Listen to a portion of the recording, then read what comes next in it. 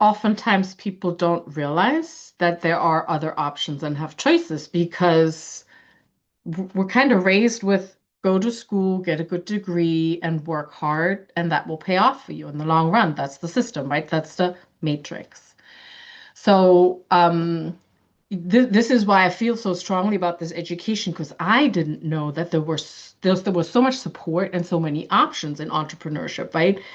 Only about 8 to 10% of us are like the mavericks, like the Elon Musks, like the Warren Buffetts who have this great idea, really knack for a business and can do startups or serial startups. Not everybody's got that kind of skill set or even the courage to do it. So what I find is stopping people is that perceived sense of security that Welcome to the Business Ownership Podcast, brought to you by Awareness Strategies, helping you navigate the waters between entrepreneurship and ownership.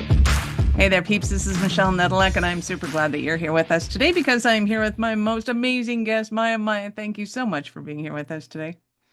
oh, Michelle, I've been looking forward to our conversation. Thank you for having me on. I'm super excited. I've been listening to you for a little while, so it's really exciting to finally be a guest on your podcast. Awesome. Well, I'm delighted to have you here. So why don't you give everybody the highlight of who you are and what you do for a living? Well, before I answer that, I want to just tell your listeners to just please go support the great work that Michelle is doing. I think your the learning in your conversations with all your marvelous guests about entrepreneurship in general, but some really great niche areas that one must know if you're wanting to go into entrepreneurship is fantastic. So please support Michelle, her great work, give her a 5-star rating. It's really amazing. Like I said, I've been following you for a while, and I'm just really thrilled to be on here. And I appreciate your support of entrepreneurship because that's Absolutely. exactly Well, what I'm thank about to. you. That was awesome. I love it. Yeah, who are So yeah, who's Maya? Maya Taylor. I'm a career ownership coach with the Entrepreneur Source, and I help people explore options for their career outside of the traditional job market. What does that mean? So it's really an opportunity to go on a learning journey for my clients, and I meet you where you are. The people that I work with most are either corporate refugees, people who have been capsized, downsized, right-sized due to market changes or no fault of their own. I also work with people who just feel their career has stalled. Maybe they're stuck a little bit. They're thinking, I have a lot more juice to give, and I don't know that it's happening here, kind of hit a ceiling. People who are just looking to also add maybe an additional income stream if they're happy with where they are right now. And I also work with military, retiring military, who are kind of transitioning out of the armed forces and maybe aren't so keen in working for someone else anymore and really want to build their own dream, their own equity. So those are kind of the three major groups, but really anybody who's going through a career transition, maybe we have something to explore. nice.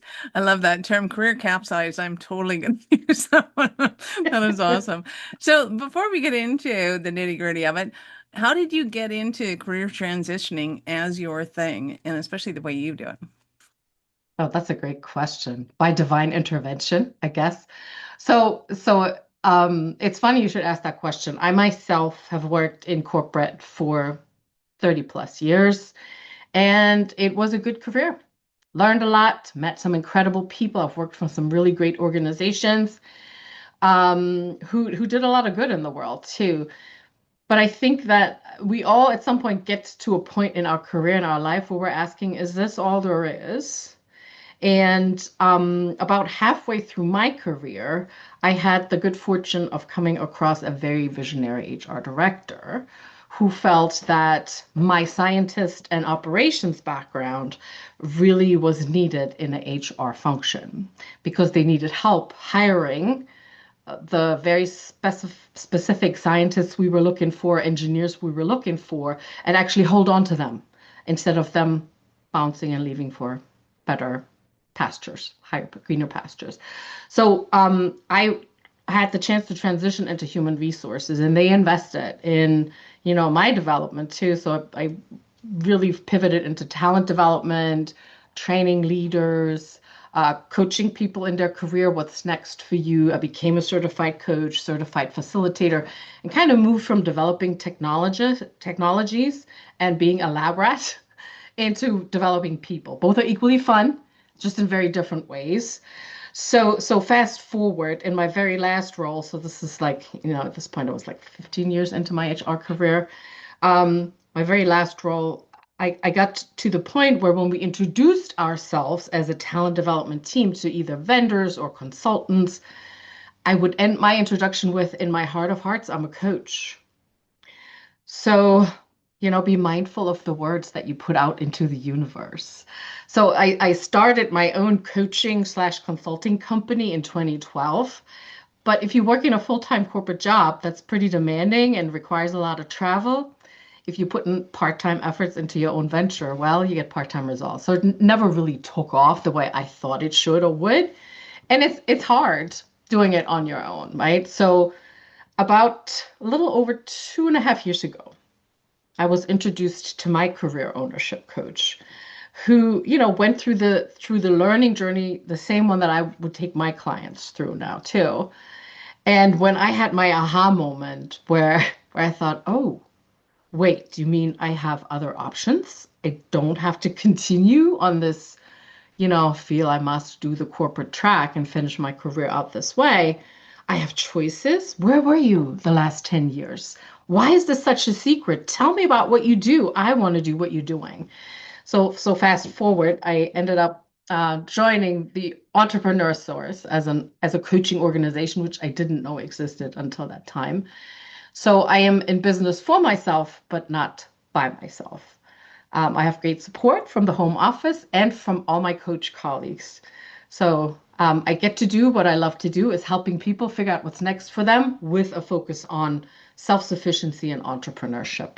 Nice. Long story, I know. I love it. No, it's perfect.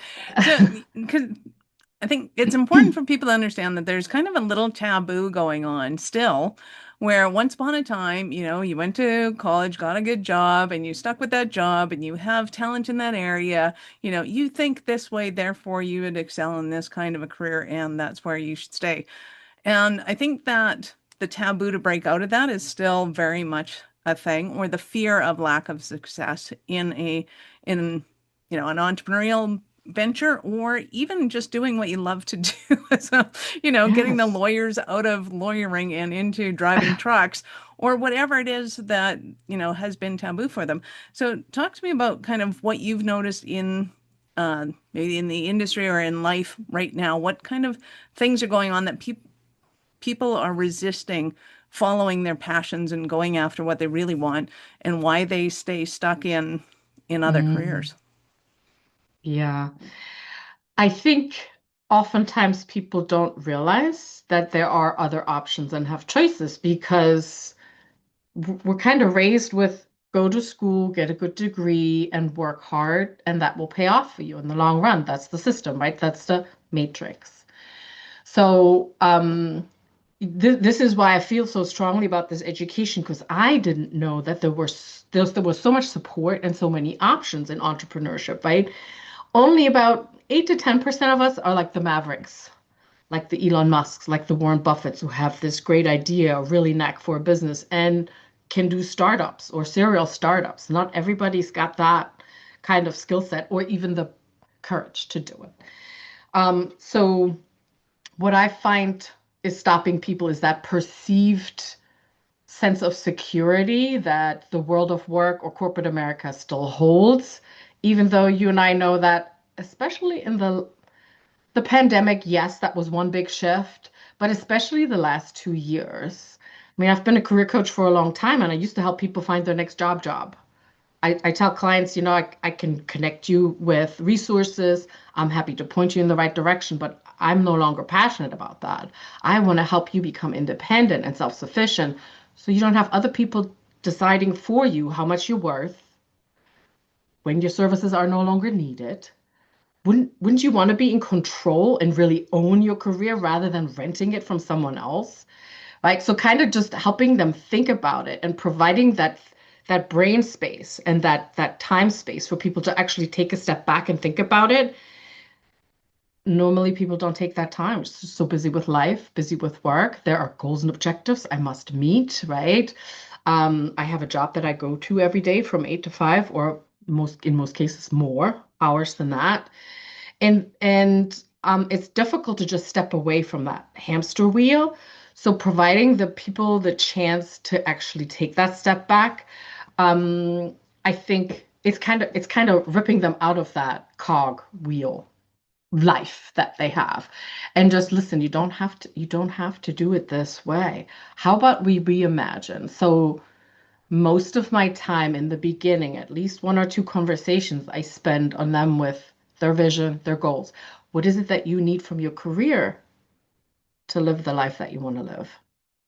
Nice. I love it. Well, I think a lot of people too, entrepreneurs or employees, don't really realize that the wages that they get, even though they're like, I just need a predictable wage that I can get Yeah. every 2 weeks, is kind of the same as putting your money into a bank account, and they will give you a guaranteed interest rate forever. But that interest rate is always less than inflation. And that's why it's guaranteed. It's because the bank knows they're going to take your money, invest it somewhere, and they know they're going to make more, and then Yeah. just kind of give you a drip feed. And I don't think people realize that as entrepreneurs, we have that same ability. We can take 50 grand of payout and then drip ourselves some income every two Yes. weeks if that's the way we want to run our business. It's probably not a bad way to run your business, actually. But so what are some of those key, Objections? yeah, like what are Yeah. those the insights that they just really need to see, like, oh, I could do that myself. Like, I never knew that. If I knew Yes. that, because I think people still see entrepreneurialism as very risky. Yes. And to me and the Elon Musks of the world, it's not risky. It's just getting the right data in order to analyze the situation. So, what are some of those? Yeah. I would say the biggest objections are I don't even know where to start. I don't know. I don't have an idea. I'm not entrepreneurial. I just want to go to work and do what somebody tells me to do. But then they're frustrated with the fact that, okay, I've been through my third layoff in 5 years. Do you want to continue to do that? If you keep doing the same thing, don't be surprised if you don't get different results. Um, I would say that money, I can't afford it. Maybe benefits is something that keeps people stuck. But the education is really about, I'll help you think about it in a different way. You are paying for the benefits in some form. It's just you don't see it, right? So you being an entrepreneur, I mean, I have insurance. I just figured out a different way. There are options. And it's again, people don't know about it.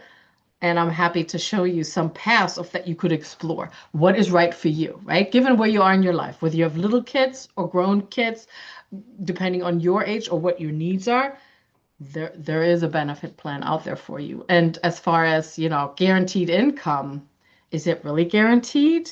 So it's nice if you have that paycheck come into your account every other week, that's great, until somebody decides your services are no longer needed.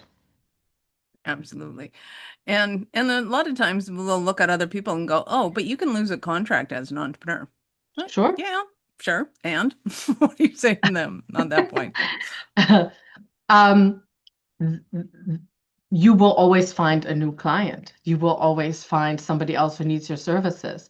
I think the secret is to really believe in yourself, know what you're worth, know that you have significant skills. I feel that is a showstopper for people too, that they don't even realize how many transferable skill sets they have. Most of the folks I work with are leaders, senior leaders that come from corporate America that just started asking those questions, right? And having them be able to see that they do have transferable skills that really lend themselves, whether it's their leadership skills, the project management, have they managed budgets before? All those things are components that will be very helpful in your own business. And also knowing that you don't have to go at it alone, right? We're talking about startups, we're talking about investing in someone else's business that they're trying to sell. So something is established, you don't have to do the startup work, but also licensing and franchising, right? Meaning you're in business for yourself, but not by yourself. Somebody has figured out the template that works, the success formula. If you plug and play that and then find your own path, make it successful for you. You're never really stuck on your own. So if if there's technology issues and you say, oh, I'm not really good with that, or if your marketing is a little bit lackluster, there's support there. It's just connecting the dots for them, and kind of one by one dismantling those objections that they have, because other people have asked the same things, other people have had the same fears.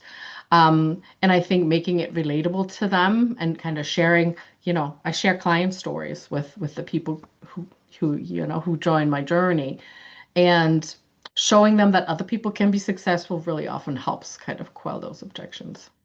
Absolutely. So, at what point in the conversation do people typically come to you, and when do you wish they would come to you? Because I can well imagine that I've seen a lot of C-suite entrepreneurs or C-suites who get a buyout. They get laid off, they get a buyout, and they're like, hey, okay, I'm done this. I'm going to go and buy a business because clearly I know how to run one. We'll talk about the pitfalls of that in a second. But at what point in that conversation should they be going to you? When do they, and when should they? Um, well, there are exceptions, of course, but I would say the majority comes to me when the big thing happened, the layoff, the buyout, oh my gosh, I can't take this one more day. I'm going to walk out and here I am, right? Um, it's better if you have more of a plan because it gives you runway, right?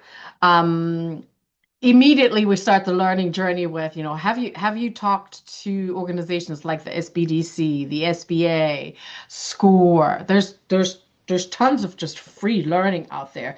And oftentimes I'm surprised how people don't know about it. But then again, we marinate in this soup, right? So um, it's better if they've heard of those organizations. It's better if they've had entrepreneurial aspirations before they talk to me. But even if they don't, even if they're still steadfast on, okay, I need to be in the job market here and I need to find my next W-2 because I'm going to run out of severance in 3 months, right? If they have that financial pressure, that kind of occupies the brain cells that otherwise would be open to that creativity and really truly explore what is it that I want to do and dedicate my time and energy to. I think the best people to work with is who this sounds kind of crazy, but if they've experienced great loss, whether it's a job loss or lost someone who was really close to them, they understand that time is our most valuable gift. Absolutely. And you can always remake the money. You can always start the next business venture. You can always find another job if that's what you desire to do. But the time you don't get back. Tomorrow is not given. And the people that I work with that really look for that freedom, the balance, doing things that matter to them, while of course also making money. We're not working for free here, right? But their focus is on really the quality of life and finally enjoying what they're doing. I think that is the sweet spot. Nice. I They're love that. really open. And I think it's so important to start the conversation now. So, peeps, if you're listening to this and you're intrigued by the conversation, going, oh, but I don't have enough questions asked, I don't know where I'm at. This is the perfect time to engage in a conversation because there's no pressure on you and you can make much more intelligent, or, not intelligent decisions, but you're doing it with the right amount of runtime. Even if you're just following your passion, you're like, I have no idea why I want to do this or how I want to do this. Like me, that's how I make decisions. And, you'll figure it out later. But now, if you start that conversation now, you can put some things in place as opposed to trying to build the airplane as you're already off the cliff, which is It's fun. possible. It's It's possible to do possible. that. It's very fun to do if you're that kind of a person.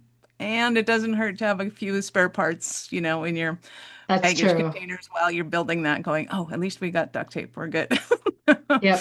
Awesome. I love it. Maya, in a second, I'm going to ask you about a Cinderella story of one of your clients. But before we do that, we're going to take a quick break. Are you running a business over 7 figures but still struggling with technology headaches? Pay attention, you do not want to miss this offer. This podcast episode is brought to you by Awareness Strategies, who is offering a custom-built digital adoption roadmap for anyone running a business over 7 figures who's wanting to grow their business in the next 5 years. And it's not just a roadmap, they offer full implementation as well if that scares the out of you. Check out awarenessstrategies.com/roadmap for more details today. The link's in the show's notes. Don't regret not doing this. Do it now. That's awarenessstrategies.com/roadmap. I'm super excited to hear about a Cinderella story of one of your clients. Ah, gosh, there's so many good ones. I have to say, I have the best clients. They inspire me every day. One that comes to mind was a marketing executive. This was a couple of years ago. Marketing was pretty hard hit with layoffs. And AI is now kind of part of our experience. That had an impact on her role. She was pretty senior in her organization. They just kind of cleaned out that a whole department was let go, and it was a big surprise to her. I happened to speak to her the day after. So I need to meet my clients where they are, right? So lots of empathy. So she was in the full throw of, oh my gosh, I got to get my resume together and I got to go on job search. So we talked about that. We explored that. And then she kind of, as we started to get to know each other, she shared with me that she just was frustrated with that whole corporate environment and really just being at the whim of someone else's decisions. So I was like, well, I really focus on entrepreneurship. You willing to learn more about this? And then while we were starting to explore concepts after building her vision of what she sees herself doing, her mother passed away. So again, another huge loss. And she was struggling for quite a while. And some of the business opportunities we had been exploring actually went away. The territories were, bought up by somebody else. And so again, more loss. She was trying to get back on her feet and life just kept punching her down. And there was a time where I was like, oh my gosh, this is really rough. I don't know if I have what it takes to help her through this, right? But we stuck together, and she came back on the court and started swinging one more time. We looked at new concepts. She ended up investing in 2 territories for a estate sale company. So she loved working with seniors, people who are transitioning out of their home and or people who are downsizing, and she is absolutely rocking it in her market, right? A very different field, but her marketing background really helped her. Her ability to build teams, manage teams, excellent skill sets for her to build her own business because she has people working for her. Her connections in the local community. She wanted to be interacting with people and not sit behind a screen all the time anymore. So she has that now. She is a pillar in her community and her business is thriving because of it. And to me, because she had so much loss in the beginning, and there were days when I thought, oof, I don't know if we're going to pull through this, but she did. And here's one successful entrepreneur story, right? It's like changing the world one entrepreneur at a time. And Oh, I I just love I just that. loved her resilience. Yeah, absolutely. That is awesome. So I know our listeners are going to want more from you. How did they start that journey with you? Well, I have a special gift for your listeners. Anybody who reaches out, either via LinkedIn, Mhm. Maja Taylor on LinkedIn, or my website, majataylor.com. If you book yourself a call on my calendar, if you message me on LinkedIn and just reach out, I will give you a free assessment, disc assessment, which Wow. is actually a $200 value, which kind of Wow. helps you understand your preferred way of working, your preferred way of communicating. What are your drivers and motivators? Very important to know when you're looking for a good cultural fit. What kind of business or work really fits you the best? What do you need to be, satisfied and enjoy it? So I will give that to your listeners for free. Wow. Um, and we'll do a career assessment as well. So, Brilliant. so go on the website, connect with me on LinkedIn. I'm on Instagram, on Facebook, and I think you have all that Oh, information too. absolutely. Dudes, go and do that anyway. So that is a stellar offer. So we will, of course, have all of Maya's links in the show notes. Go ahead and scroll down, open up in a new browser, because you know we're not done yet. So Maya, I got to ask you, at what point in life did you know you were special kind of crazy enough to think that you could become an entrepreneur?